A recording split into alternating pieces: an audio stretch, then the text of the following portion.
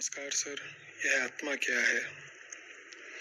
आप क्यों कहते हैं कि आत्मा न आती है, न जाती है, न देखती है, न सुनती है?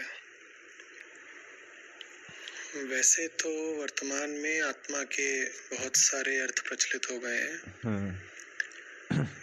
पर आत्मा का असली मौलिक अर्थ क्या है, हम्म। ये उन्हीं से पूछ लेते हैं जिन्होंने हमें आत्मा शब्द दिया। नहीं बता पाएंगे आत्मा के बारे में। आत्मा शब्द आया कहाँ से, जबकि हमारे अंदर कोई ऐसी आत्मा है ही नहीं। आत्मा शब्द आता है ये उपनिषदों से। वहाँ पे ऋषि मुनियों ने आत्मा का, अब जैसे आप ये समझिए, सबसे पहले तो आप ये सोचिए कि माता पिता इस शरीर के जन्मदाता होते हैं, लेकिन आत्मा के नहीं होते। आत्मा परमात्मा से आती है। आत्मा इस शरीर में है, लेकिन वह कहाँ है आपको इसका पता नहीं लगता। पता सिर्फ शरीर का लगता है। जिसका पता है उसी से माता पिता भी संबंध रखते हैं, इसलिए उनकी सेवा जरूरी होती है। माता पिता की सबसे बड़ी खुशी एकता में रहती है। जैसे आप जिन चीज़ों से खुश नहीं होते, वे उनसे पूरे खुश नहीं हो पाते। उनकी पूरी खुशी के लिए आपके खुद के काम पर्याप्त नहीं रहते। इसलिए ऐसा कोई गुरु ढूंढना पड़ता है आप लोगों को, जो जीवन को पूरा खुशी से जीना जानता हो। और इसलिए गुरु जरूरी है।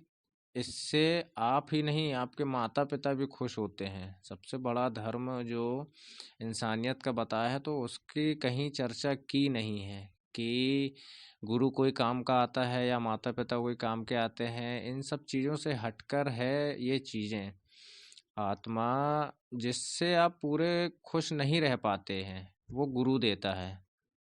जो आप नियम में बंध जाते हैं, वो गुरु देता है। एक प्रकार के डर में आप बंध जाते हैं, वो गुरु झूठी प्रथाएं, परंपराएं, कुल देवी, इष्ट देवता, बहुत सारी चीज़ें हैं जो आपको डर में पूरी ज़िंदगी निकलवा देता है। फिर अच्छा, आत्मा से प्रारंभ होता है और परमात्मा तक जाता है ज्ञान जो होता है। और माता पिता जो देते हैं वह शरीर से चालू होकर शरीर पर ख़त्म हो जाता है।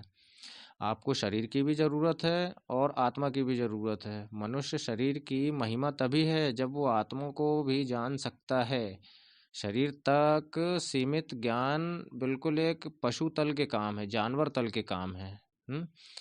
आप अपने को धन्य ऐसे नहीं कर सकते जैसे आप करना चाहते हैं। उसके लिए कुछ अधिक सोचना पड़ता है, जो ध्यान के अलावा कुछ नहीं है। और आत्मा ही नहीं, बहुत सारे नाम दे दिया है। आत्मा, परमात्मा, राम, कृष्ण, भगवान, ईश्वर, अल्लाह, ये बहुत सारे नाम, जबकि उसका कोई नाम है ही नहीं। राम को देख लीजिए आप। आत्मा का ध्यान करते हैं तो उसमें बहुत आत्मा आपका इतना साथ देती है कि आप खुशी से फूले नहीं समाते। फिर जीवन भर आपका इतना सुखी हो जाता है अगर आपने अंदर अपने आप को झांकना शुरू कर दिया। वो कहावत है ना, राम नाम की लूट है, लूट सके तो लूट। ऐसा हो जाता है। तो लूटने का मतलब है भाग दौड़ करके पाना, कोशिश करके पाना, संसार का कुछ भी पाना। तो ये कोशिश जरूरी है, जरूरत पूर्ति के लिए कुछ करना पड़ता है। आदमी दो प्रकार की ज़रूरतें हैं, पहली शरीर से, दूसरी आत्मा की।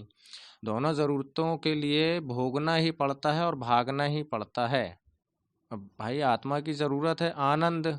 आनंद बाजार में नहीं मिलता। इसके लिए आत्म जानकर गुरु तलाशने पड़ते हैं। गुरु राम नाम से भरे होते हैं। राम यानी चेतना, जो आपके अंदर सोई हुई है, उसको जगाना पड़ता है। जो अंदर आपके आत्मा सोई है, उसको जगाना पड़ता है। इसलिए वो, और गुरु तो आपको इन सब चीज़ों के लिए इतने मिल जाएंगे। जैसे आप बाजार कुछ खरीदने जाते हो ना, आलू प्याज वगैरह, इस टाइप का आपको गुरु भी मिल जाएंगे, है ना। इसलिए स्वयं में ही देखना सबसे बड़ा ज्ञान होता है, कि स्वयं से ही सब कुछ पूछो। उसके लिए आपको ध्यान की जरूरत पड़ना ही करना है।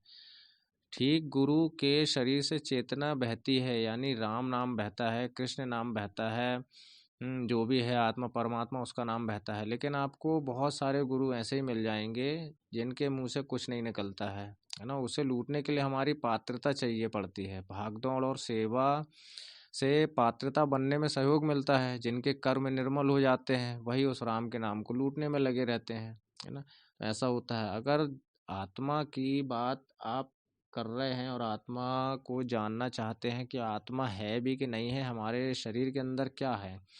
इंसान कहता है ना कि अपने आप तो देख लो, अपने अंदर तो देख लो, अपने गिरेबान में झांक के तो देख लो। ये पुरानी कहावतें हैं, ये शब्द बोले जाते थे। तो ध्यान के अलावा आपके पास कोई रास्ता नहीं है कि आप अपने आप को जानें, और फिर वो बताता है कि अब आप जानने लायक है तो अब आपको ऐसा करना है, तो उसके बाद फिर जन्म भी अगला वैसा होता है ना। तो ये चीज़ रहता है। ध्यान में आप सांसों पे ध्यान लगाएंगे, आपको पता चल जाएगा कि आखिर कौन है जिसकी वजह से हम सांस ले रहे हैं। सांस अगर रुक जाती है तो क्या होता है, और नहीं रुकती है तो क्या होता है। तो जब चल रही है सांस, तो सांस पे ध्यान लगाने से अच्छा कोई रास्ता नहीं है आपके पास। नमस्कार सर, यह